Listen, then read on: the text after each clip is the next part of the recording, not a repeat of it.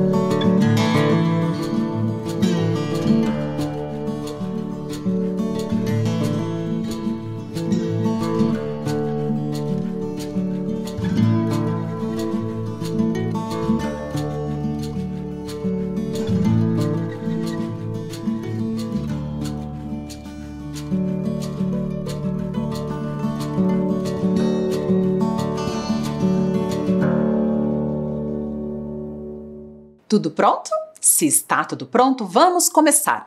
E sempre começamos pela nossa revisão. Vamos lembrar o que estudamos na aula anterior? Vamos lá? Olhem só! Vimos na aula anterior um vídeo, sim, um vídeo intitulado A Cidade e as Águas. E a partir desse vídeo conversamos sobre vários aspectos. Vamos lá? Vamos ver? Olhem aqui comigo, falamos sobre os processos naturais que alteram as paisagens. Vejam aqui desenhos que representam esses aspectos naturais. O vento, o gelo, a erupção vulcânica, um terremoto, um furacão. São exemplos de fenômenos naturais que podem alterar as paisagens, certo?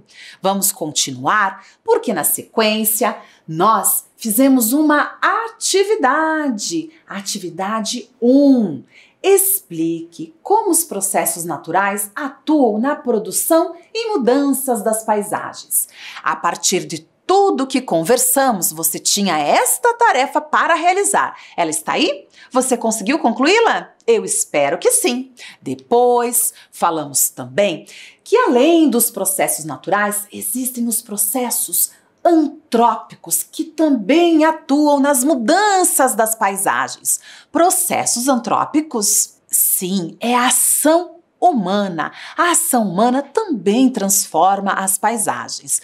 Então, nós conversamos sobre isso, falamos, por exemplo, a partir do vídeo, que a cidade foi crescendo, as pessoas foram ocupando a cidade, a princípio as áreas mais altas, mas depois também ocuparam áreas mais baixas, próximas, olhem só, ao leito dos rios. Então, nós tivemos várias situações, uma delas, o enfrentamento a enchentes, a inundações que aconteciam com frequência.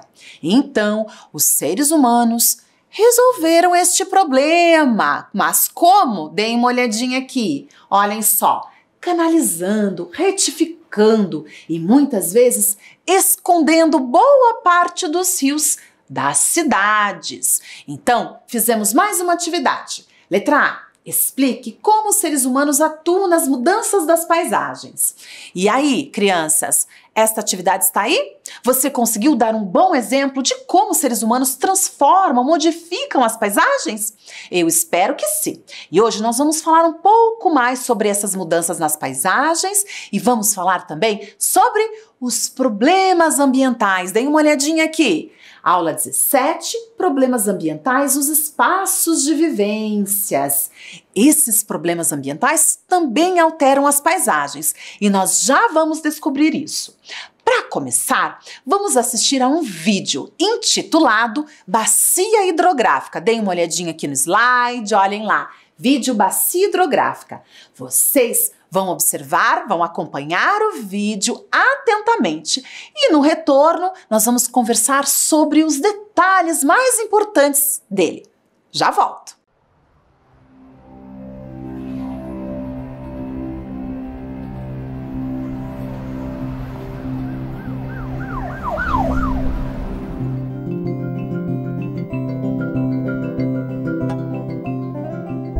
Num planeta de águas abundantes como a Terra, a natureza organiza seus espaços por meio das bacias hidrográficas. A bacia hidrográfica é a unidade de planejamento da natureza. Os rios formam bacias hidrográficas ao drenar as chuvas que caem na região delimitada pelos divisores de águas. Toda essa área é modelada e influenciada pelo rio. O que acontece em um ponto da bacia hidrográfica pode repercutir no todo. Desde que cai sobre os continentes a partir da chuva, a água corre em direção ao mar. Arroio, riacho, córrego ou rio, a água sempre encontra o caminho, formando microbacias, subbacias, bacias médias e bacias hidrográficas enormes, com o rio despejando suas águas sempre num rio maior, atinge o oceano. Curitiba tem 6 bacias hidrográficas principais: Atuba, Belém, Ribeirão dos Padilha, Barigui, Passaúna e Iguaçu, que coleta água diretamente e também recebe as águas drenadas das outras 5 bacias. Na busca pelo mar, o caminho das águas curitibanas é longo. Pelo Rio Iguaçu, as águas da capital alcançam o Rio Paraná em Foz do Iguaçu, depois de participar do espetáculo das cataratas, é claro. Como parte do Rio Paraná, essas águas chegam ao sul do continente e formam o Rio da Prata. As águas que correm aqui, portanto, correm na 2ª maior bacia do continente sul-americano e na 5ª maior bacia hidrográfica do mundo.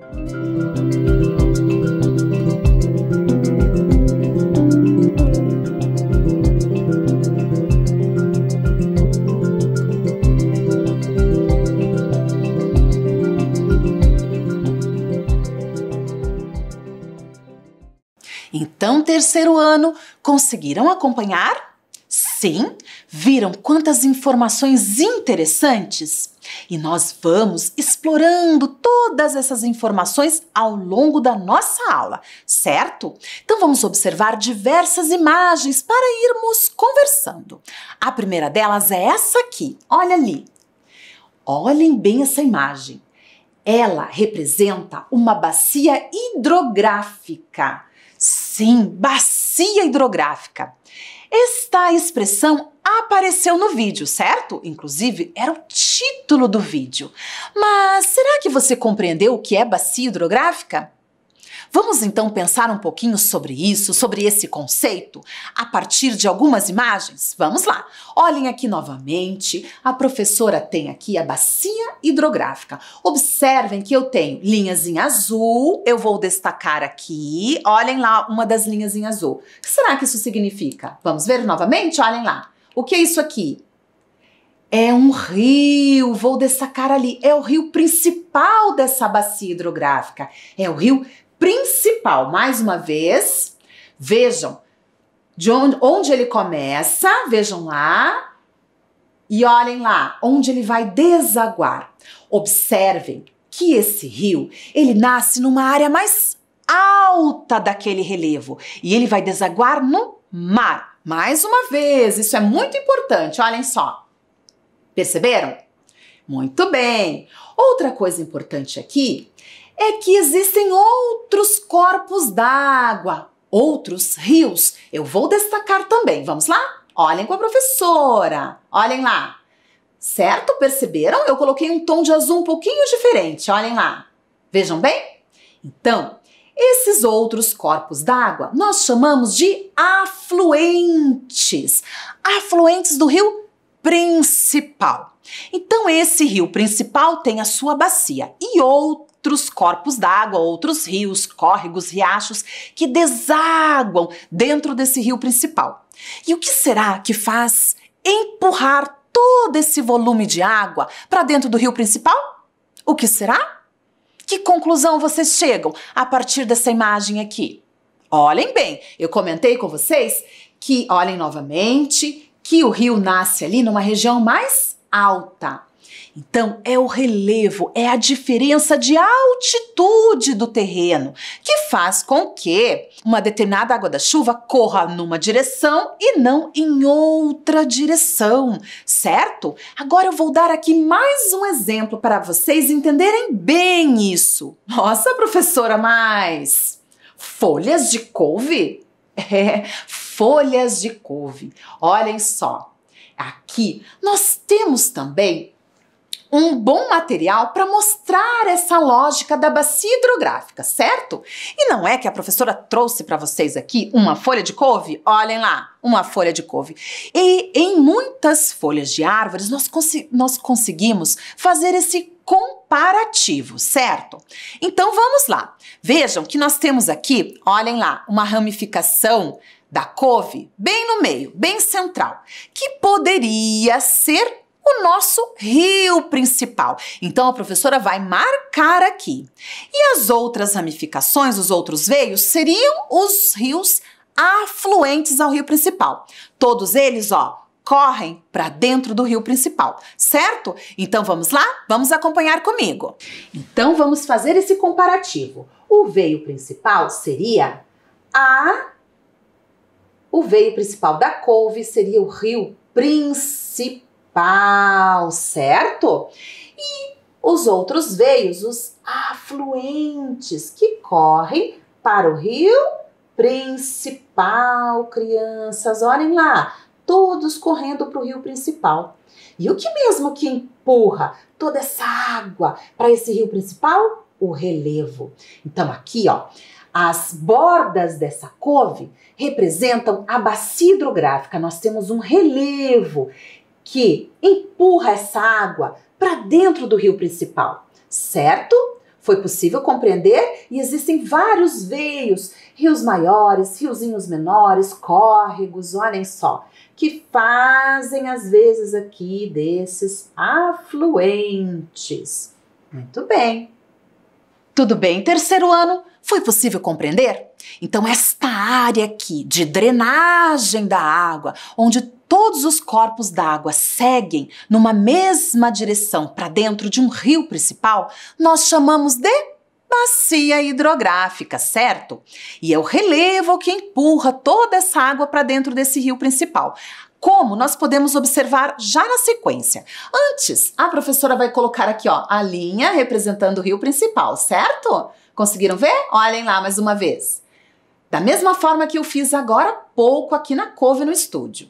Agora, olhem essa imagem. Aqui nós temos uma maquete que mostra um relevo, certo? Olhem só. Então, observe que nós temos um lago ali e uma linha que representa um rio. Onde esse rio está nascendo? Onde vocês acham que esse rio está nascendo? Ali no lago? Ou naquelas áreas mais altas? Então, será que já deu para entender?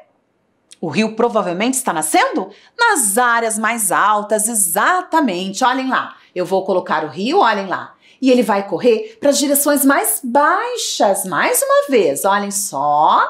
Ele correndo para dentro do lago. Então ele nasce lá naquela montanha, na área mais alta, e vai correr para dentro do lago, onde é a sua foz, onde o rio, olha lá, termina. Vou colocar aqui uma seta indicando a nascente do rio e aqui o lago, que é a foz deste rio, certo? Então, muito bem! Agora, vamos observar uma imagem que apareceu no vídeo das bacias hidrográficas de Curitiba. Vejam, os limites dessas bacias hidrográficas não precisam ser altas montanhas, não. Relevos mais elevados já conseguem dividir as bacias hidrográficas, certo? Então, vamos observar que aqui em Curitiba nós temos 6 bacias hidrográficas, assim como destacou o vídeo. Então olhem lá, a bacia do Atuba, do Belém, esse rio que já falamos muito nas nossas aulas, a bacia do Ribeirão dos Padilhas, do Barigui, do Passaúna e do Iguaçu, certo? Olhem aqui mais um pouquinho que nós vamos destacar neste outro mapa todas as bacias hidrográficas do Paraná, sim. Lembrando que os limites dessas bacias são altitudes mais elevadas. Vamos achar aqui Curitiba? Vamos lá? Olhem lá Curitiba, vamos lá. Curitiba, viram que a professora contornou? Vamos mais uma vez? Cadê Curitiba? Veja, Curitiba, toda a região de Curitiba está dentro da bacia de um rio maior, que é o rio Iguaçu. Não foi dito no vídeo? Foi comentado no vídeo exatamente. Uma bacia vai completando uma outra bacia. Então a bacia do rio Barigui, com a bacia do rio Belém, com a bacia do rio Atuba, toda a água daquela bacia vai lançar as suas águas onde? Na bacia do rio Iguaçu. Acreditem? Sim, vamos ver como ela é grande, olhem lá, vou destacar aqui, Rio Iguaçu, toda essa área em azul ali, ó, é a bacia do rio Iguaçu, certo? Então toda a área aqui de Curitiba, toda a água, toda a drenagem que acontece nessa região vai para dentro da bacia do rio Iguaçu. E o que foi dito no vídeo? Que o rio Iguaçu corre para o interior do Paraná e vai compor as cataratas do Iguaçu. E depois de formar as cataratas, ele lança suas águas no rio Paraná. Vejam como as coisas estão interligadas. Por isso, todo o impacto ambiental que acontece aqui vai interferir ao longo do trajeto de todo esse rio, certo? Por isso é importante pensarmos sobre os cuidados que devemos ter aqui, próximo à nossa casa, com o córrego que passa no nosso bairro, com o rio que passa no nosso bairro, certo? Então vamos observar mais uma vez outro slide que mostra também, vejam lá Curitiba, agora aqui é só a bacia do rio Iguaçu. Curitiba ali, estão notando que a professora contornou? Mais uma vez, Curitiba, agora a bacia está toda em amarelo. Vejam todos os outros rios que vão formando a bacia. Tem alguns nomes ali que vão formando essa bacia, ou seja, desaguam, né, no rio Iguaçu, certo? E o rio Iguaçu acaba ali? Olhem lá, ele acaba no rio Paraná. Então ele vai formar, olhem lá nesse mapa, a bacia do Paraná. Vejam que a professora colocou uma seta para vocês identificarem a cor dessa bacia. Olhem lá, esse mapa mostra as bacias hidrográficas do Brasil, certo? Observem bem que eu destaquei ali a bacia do Paraná. Olhem lá, bacia do Paraná, certo? Muito bem. A bacia do Rio Iguaçu está dentro da bacia do Paraná. E acabou por aí? Não acabou, porque o rio ainda não chegou no mar. Então, olhem lá a bacia do Paraná e o que vai acontecer, vamos ver aqui no próximo slide, ele vai lançar as suas águas na bacia do Rio da Prata. Exatamente! E a bacia do Rio da Prata não pega só o Brasil. Sim, pega também Brasil, Paraguai, Uruguai e Argentina. Então vejam bem, todos os rios da capital curitibana lançam as suas águas no Rio Iguaçu. O Rio Iguaçu, por sua vez, corta, né, o sul do estado do Paraná e vai lançar as suas águas no Rio Paraná. E depois o Rio Paraná lança suas águas no Rio da Prata. Olhem só que interessante, como é complexo tudo isso e como está tudo interligado. Então, voltando aqui, observem mais uma vez que a nossa bacia do Rio Iguaçu compõe também a bacia do Rio da Prata. Isso é muito importante compreendermos, entendermos essa dinâmica e assim entendermos que ações nossas aqui no nosso dia a dia impactam toda uma dinâmica da natureza, certo? Agora, vamos voltar a algumas imagens do vídeo? Vamos lá? Observem aqui as áreas urbanas e a impermeabilização do solo. Então esse foi um tema tratado no vídeo também, que as áreas urbanas ocupam essas bacias hidrográficas. E ela tem uma característica, certo? Que é impermeabilizar o solo. Mas impermeabilizar o solo com o quê? Olhem bem na imagem, percebam. Aqui nós temos muitos materiais impermeáveis. Asfalto, cerâmica, vidro, calçadas. Exatamente. Então, o que será materiais impermeáveis? São materiais por onde a água não passa. Então, as áreas urbanas têm essa característica. Ela impede que a água da chuva infiltre no solo. Já, olhem essa imagem aqui, também retirada do vídeo. Vejam a diferença. Nós temos aqui uma área com cobertura vegetal, muita vegetação. Então, o que acontece? A água da chuva consegue infiltrar. Sim, a água da chuva tem vários obstáculos, né? A vegetação, as folhas caídas no chão, mas aos poucos ela vai infiltrando no solo. Isso é algo muito positivo. Olhem essa outra imagem aqui. Olhem essa outra imagem. A infiltração da água em áreas com cobertura vegetal. Vejam.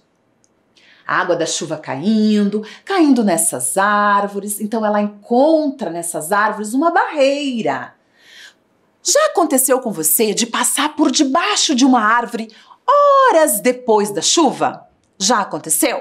E de repente dá um ventinho e caem gotinhas de água. Então, a árvore é uma barreira, ela segura essa chuva, ela segura essas gotas de água e vão liberando aos poucos no solo. Saibam que isso é bastante positivo e impedem, por exemplo, inundações, por isso a importância da cobertura vegetal. Então, aqui nessa imagem, nós temos um lençol freático que vai sendo recarregado. Lençol freático, professora? Sim!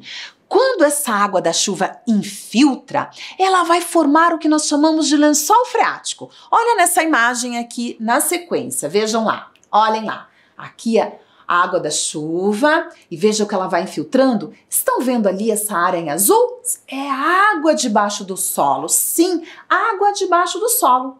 Muitas vezes, quando os profissionais da construção civil vão fazer uma obra, eles precisam furar o solo. E eu mesmo já vi, nesse processo de fazer a fundação, a água emergir. Sim, porque chegou próximo ao lençol freático, certo? Então, olhem lá de novo para vocês compreenderem bem. E esse lençol freático vai alimentar os rios da cidade, certo? Os rios de modo geral. Certo, crianças? Muito bem, olhem lá o rio aqui, vejam. Estão vendo? Então essa água que se infiltra também alimenta os rios, os córregos. Então agora, no próximo slide, vamos observar aqui, mais uma vez, o que acontece nas cidades. Olhem bem, uma chuva intensa caindo numa cidade. Essa é a imagem do vídeo, certo? E olhem aqui no asfalto. Olhem no asfalto o que está acontecendo. Estão percebendo? O que é isso? Poças de água. A água está sendo acumulada ali, certo? Sim, você já viu isso acontecer? Já viu? Então, mais uma informação importante do vídeo é essa aqui. O escoamento superficial acontece de formas diferentes. Nas cidades, olhem lá, nas cidades, 85% da água da chuva que cai escoa pela superfície. Sim, escoa pelas calçadas, escoa pelas ruas. 85% da água é muita água. Apenas os outros 15% acabam infiltrando no solo, porque nós temos essas barreiras que não deixam a água passar, como a calçada, como eu acabei de falar para vocês, o asfalto, certo? Agora, observem ao lado, numa área de cobertura vegetal, vejam lá, ó, área com cobertura vegetal, 10% dessa água escoa, só 10% escoa, o restante vai ser infiltrado, vai entrar no solo, certo? Então, isso evita o quê? Por exemplo, as inundações, as enchentes, que é algo muito comum, certo? Principalmente nas grandes cidades e causam muitos transtornos. Mas é importante nós sabermos o seguinte, vejam bem, isso também foi destacado no vídeo. Normalmente, os rios têm um leito menor. Em épocas de chuvas regulares, normais, ele tem um leito menor, ok? Mas, em alguns momentos, em períodos de chuvas mais intensas, ele ocupa o leito maior. E isso, gente, é natural, é da natureza. Existem ciclos, certo? E isso acontece com frequência. O problema é que as pessoas acabam ocupando esse espaço próximo às margens do rio. E aí são mais impactadas quando chove muito, certo? Então é algo que a gente precisa pensar no planejamento urbano. Não são áreas adequadas para construções de casas, de moradias. E nas cidades existe um recurso importante para controlar também isso, esse fluxo de água pela superfície. Vejam aqui, são as galerias pluviais. Foi comentado no vídeo, certo? Olhem essa imagem que mostra uma galeria pluvial.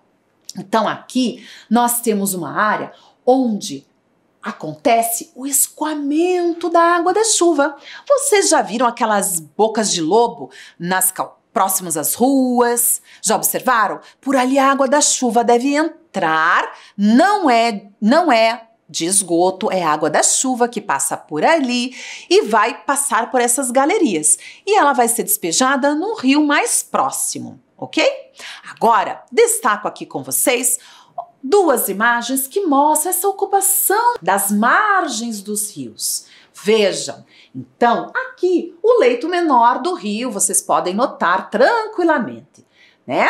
Mas no período de chuva, certamente todas essas casas sofrerão com os impactos de uma enchente, certo? Muito bem, olhem aqui o que eu acabo de falar para vocês, né? Uma inundação, uma enchente. Como em áreas com muitas construções a água não infiltra, olha só o que acontece. Ela fica parada, as galerias pluviais não dão conta de escoar a água muitas vezes, por vários motivos. Às vezes o volume é muito intenso, mas às vezes, sabem o que tem nas ruas e nas galerias pluviais? Olhem aqui o que tem nelas muitas vezes: resíduos, rejeitos ou lixos, certo? Então aqui o lixo é um grande problema. Sim, observem esse acúmulo aqui. É um acúmulo de muitos resíduos e rejeitos, certo? Quando a professora fala resíduos, a professora está falando de materiais que podem ser reciclados, reaproveitados. Rejeitos já são materiais que não é possível mais reaproveitar, certo? Olhem aqui a quantidade. E esses resíduos e rejeitos podem também causar enchentes, inundações, como eu acabei de comentar com vocês. E olhem lá, também causam poluição das águas, crianças. Deem uma boa olhada. Inclusive, na primeira imagem, a gente vê perfeitamente muitos resíduos ali, materiais que poderiam ser reciclados, certo? Olha que pena. Na sequência, mais resíduos e rejeitos poluindo o solo. Vejam bem, que desagradável. Agora, olha só quem veio falar conosco. Vamos ver quem é? A Clara. Oi, Clara. O que você veio falar com a gente? Ih, ela tá perguntando alguma coisa ali. Vocês sabiam? Ué, vocês sabiam do quê? Vamos ver? O que, Clara?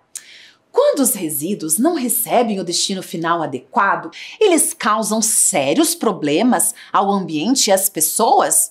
Então, crianças, vocês sabiam disso? Dessa informação que a Clara acabou de nos passar? Que quando esses resíduos e rejeitos não têm um final adequado, eles são muito prejudiciais? Tanto ao meio ambiente quanto a nós? Vocês sabiam? Sim, sabia, mas eu sei, vocês são muito espertos. E eu sei que nas aulas de geografia e de ciências nós já falamos muito sobre isso. Então, é verdade. E como eu sei que vocês já têm essa informação, eu trago aqui um quiz. Isso mesmo, sobre esse assunto. Um quiz com algumas perguntas. Vocês topam fazer comigo? Topam? Então vamos lá. A professora vai trazer aqui algumas informações sobre essa questão da poluição. E aí vocês me ajudam, certo? Vamos lá então. Vamos lá. Tenho aqui algumas questões. Os resíduos e rejeitos causam poluição visual e... Vamos completar, crianças. Vamos lá. E número 1. O local fica feio e desvalorizado? 2. A área fica super interessante.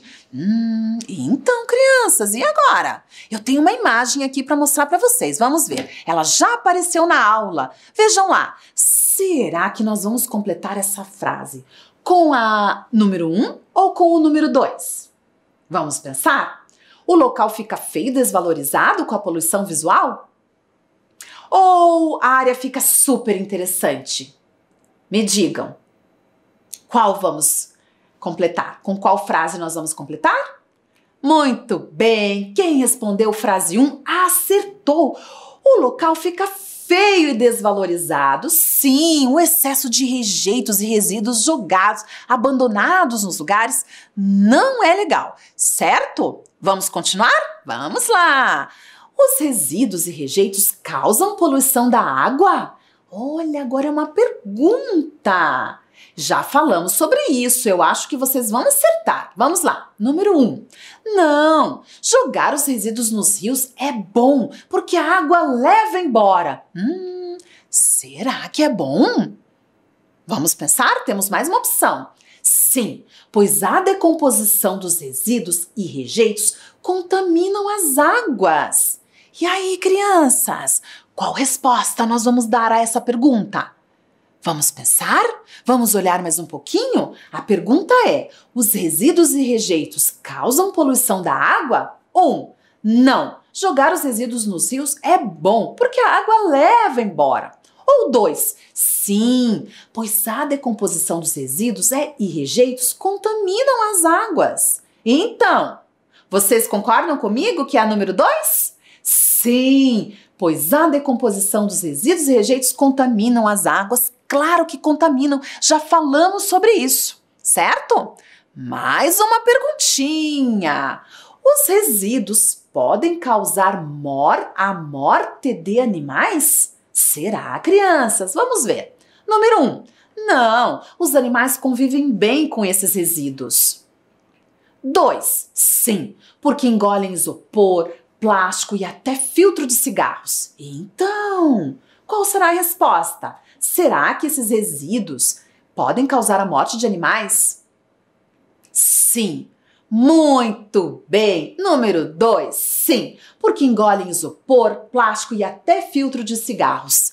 Crianças, é muito comum vermos nas reportagens, vermos imagens de animais que morreram com vários resíduos no seu estômago ou presos, no seu corpo.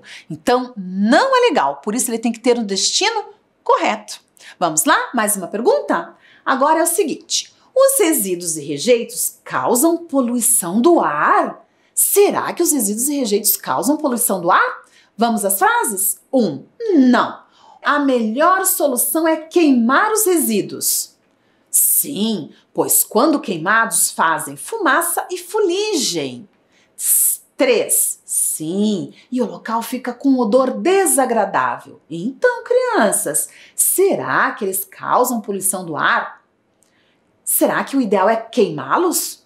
Ou não? O que vocês acham? Número 1, 2 ou 3? Me digam. Vamos pensar? São 3 opções agora. Será que é sim ou não? É sim.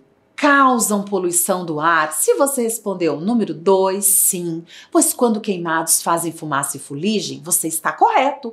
E se você respondeu a número 3, sim, e o local fica com um odor desagradável, você também está de parabéns, porque queimar resíduos e rejeitos não é a melhor opção, certo? Vamos a mais um desafio. Os resíduos e rejeitos causam enchentes? Ei, se você prestou atenção na aula, você já sabe essa resposta. Vamos lá? Número 1. Não. Jogar os resíduos nos rios é bom porque a água leva embora. 2. Sim, porque entopem os bueiros. Então, crianças, essa ficou fácil, certo? Olhem lá. Sim, porque entopem os bueiros. Muito bem, vocês estão de parabéns. Mais uma frase. O acúmulo de resíduos e rejeitos podem causar doenças? E agora, será que causam doenças? Será? Você já pensou sobre isso? Vamos ver aqui. Vamos ver as alternativas. 1. Sim, porque ajudam na proliferação de roedores e insetos. Aumentam os roedores e insetos. Será? Eles se multiplicam? 2. Não, basta saber conviver com esses resíduos e rejeitos. E então, o que vocês acham? Número 1 ou 2? Será que ajuda a proliferar roedores e insetos? Vamos ver aqui? Olhem lá. Sim, porque ajudam na proliferação de roedores e insetos. Então, mais uma vez, a gente tem a certeza que os nossos resíduos e rejeitos têm que ter um destino correto, adequado, porque senão eles causam muita poluição, certo? Então, agora, a professora traz a primeira atividade. Vamos lá? Número 1, letra A. Você identifica algum problema relacionado com os resíduos e rejeitos no lugar onde você mora? Explique. Então, infelizmente, a nossa sociedade ainda tem muito problema em lidar com seus resíduos e rejeitos. Nós precisamos nos educar muito a respeito disso. Agora, eu quero que você pense aí no local onde você vive, no bairro onde você mora, se a população, de modo geral, tem algum problema relacionado aos resíduos e rejeitos, ao descarte adequado, por exemplo, ou à produção em excesso desses materiais. Vamos pensar e vamos registrar na atividade? Vamos lá, alguns minutinhos para vocês.